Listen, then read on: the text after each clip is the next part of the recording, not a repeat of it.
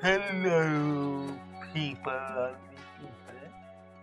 That was just an incredibly unpleasant way to say it again. Once more, with gusto. Hello, people on the interwebs. I will tolerate that one, but you have to speak like that through the entire review. I refuse. I am much too prim and proper and noble a visage to deem myself, to demean myself with such slanderous behaviors. You mean you're a properly deluded young man. They don't even know who we are. No, I am not deluded. They can tell you're deluded. There's no point in denying it. Quick disclaimer though. I'm pretty sure aliens experimented on my brain because I spent the entire reading process calling this KALANON'S Rising when it's really KALANON'S Rising. We are also Adventuresome reviews, but onward. Yes, so if I slip out and call it the wrong name, blame aliens or something. It's completely no fault of mine. Yes, absolutely no fault. Anyway, the synopsis is as follows. Solve the murder. Stop the war. Save the world. To mad cheering crowds and occasional thrown rotten fruit because not everyone wants the world to be saved. It's very peculiar. Most peculiar.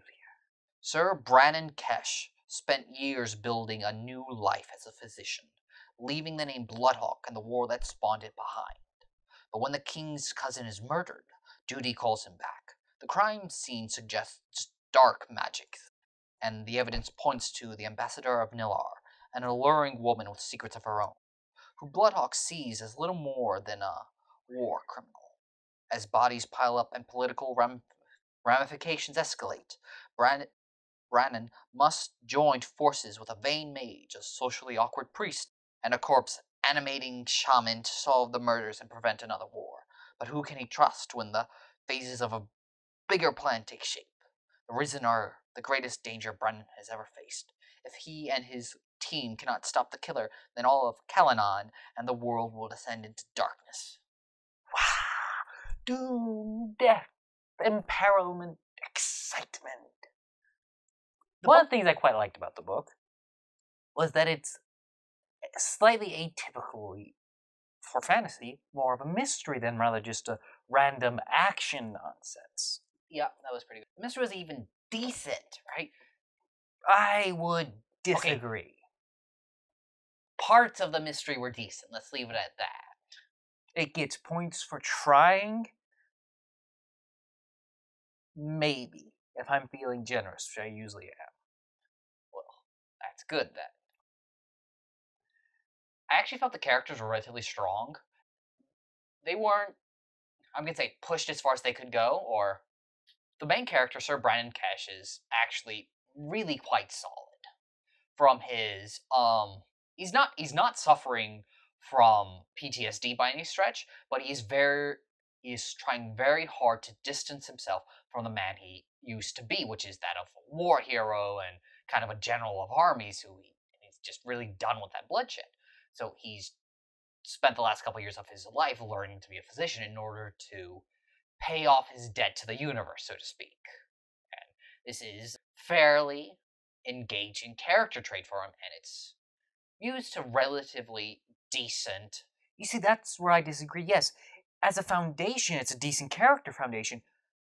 I never saw it got used to any effect. It was just a layer that was thrown on and maybe got mentioned once or twice. Okay, so maybe the physician fell a little bit through, but it is a recurring theme that he does not want to be known as the Bloodhawk anymore. And yes, but all it does is talks about it. It's never he's never challenged on it.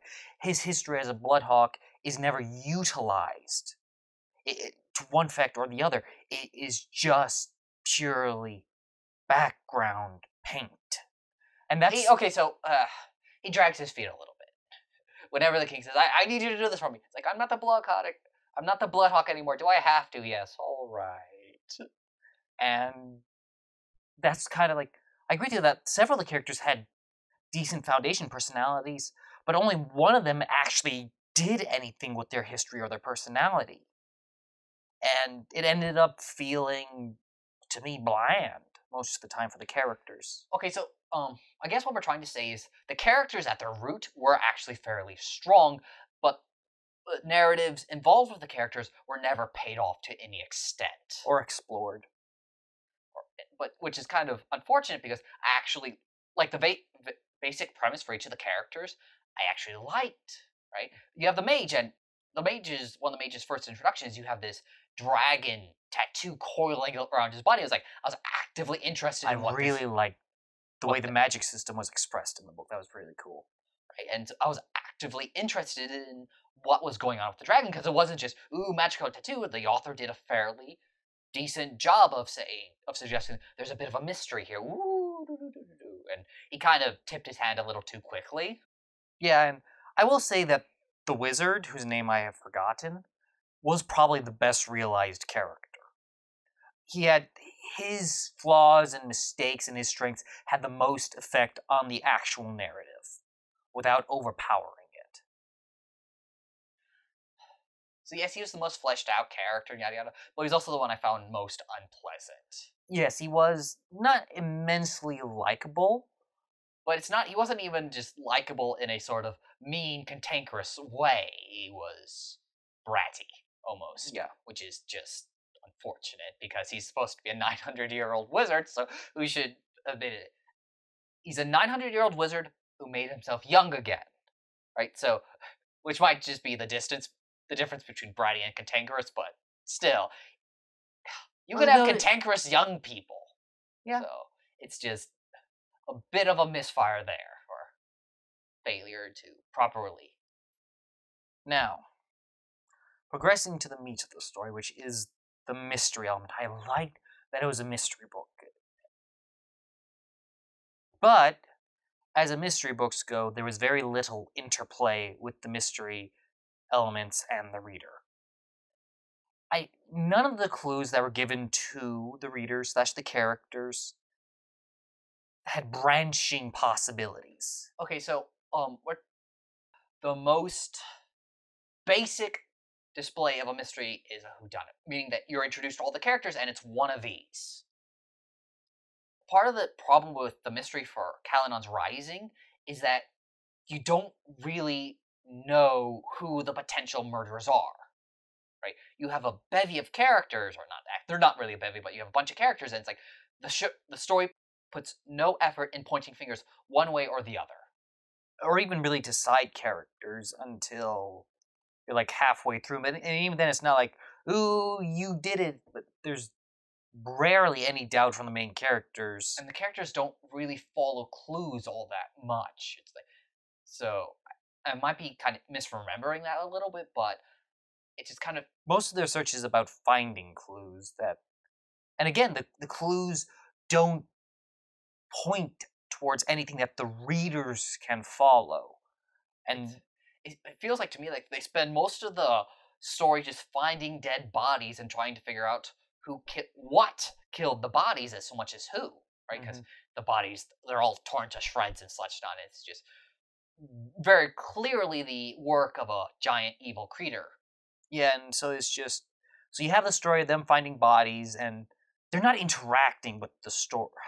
That's not interacting, because like they go and they try to find clues, they do these stuff, but they go and they find the clues, and then they go and they find the next clue, and then they go and they find the next clue, and the clues are clues, but the clues don't point at anything, and so you end up with a story you're just following along. I don't remember a single one of the clues they got, meaning that the clues are very uncompelling and didn't lead me down any potential theories, which as a reader is a bit... But that's also the fun of a mystery, is trying to figure out what's going on.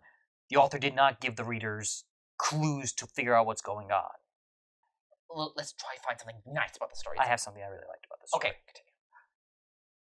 It's a little bit of a flip, because there's also an element I didn't like about this element, but the culture where you have the necromantic culture, I forget what they're called. I really like. You have one which is like a more medieval-esque society. They're using swords, but they have gas lamps. Yeah. And then on the other side, you have a necromantic tribal society. And I really like the ideas that worked around the necromantic tribal society. The book actually did cultures really well without it has like 3 major cultures, right? You have Nalar, Kalanon, and then Oh yeah, now I remember it. You have another culture from across the sea, and these people spend all their days in shamanic rituals putting dead spirits into bodies and forcing them to slave labor to burn off energy so that these evil spirits don't come invading the earth. But it wasn't just like ideologically, like they're necromancers. They live in like mud temples and stuff, and it was just you get a few chapters of this really unique society that you get to enjoy, and you have these unique cultures you're learning about, and the characters act and the way they interact with the world and each other is different.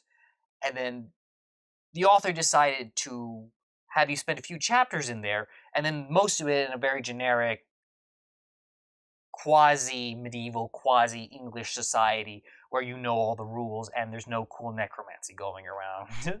There's still a bit of cool necromancy going around because one of the people, Sir Brandon Kesh, summons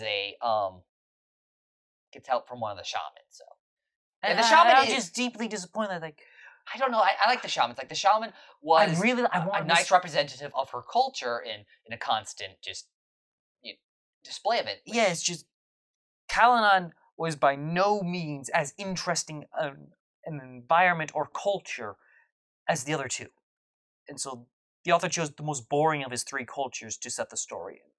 Kalanon or whatever is boring, and you also have its arch nemesis Nalar, and we only get glimpses of Nalar, but they're interesting glimpses. For instance, the ambassador must always wear a hat because it is considered disrespectful to let the gods stare down at your bare head, and so this is a recurring minor just inconvenience / little bits of humor, which I quite enjoyed. Right, and actually the ambassador of Nalar was probably my favorite character. She had really nice interactions with.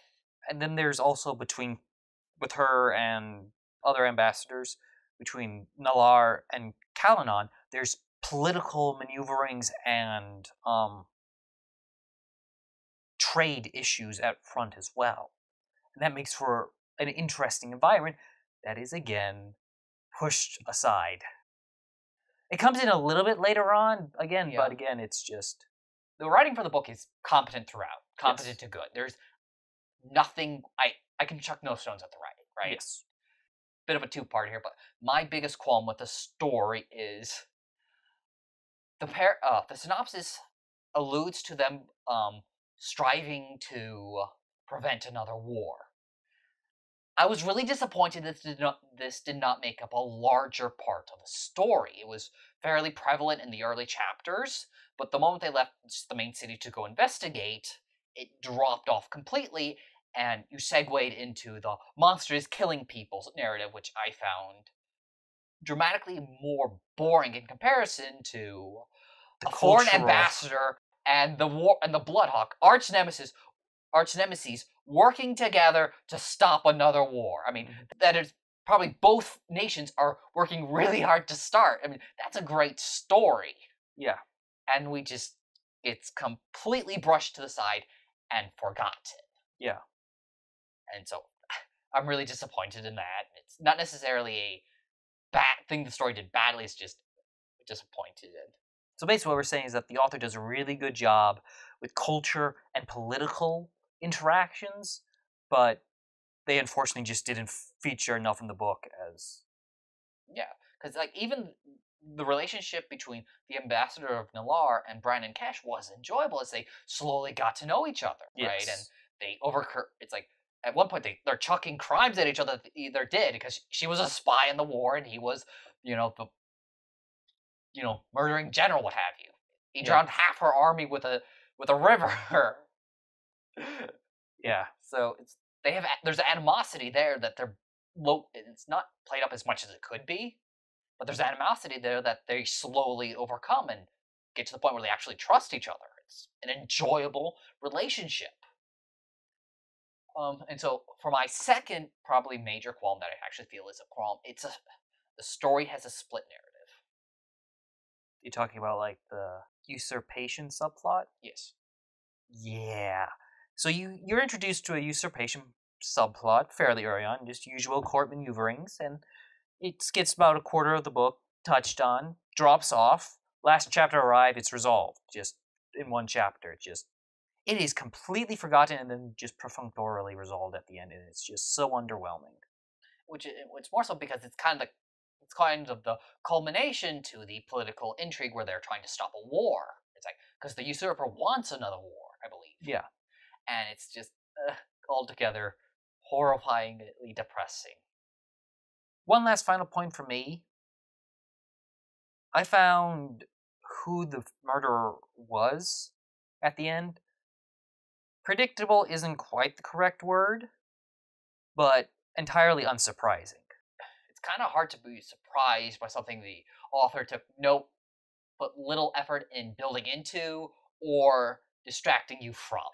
And it's also a certain level of the author took care to, or not didn't take care, but through the events of the story, almost every other potential murderer. I don't want to get into too much spoilers. It's just red herrings were in short supply.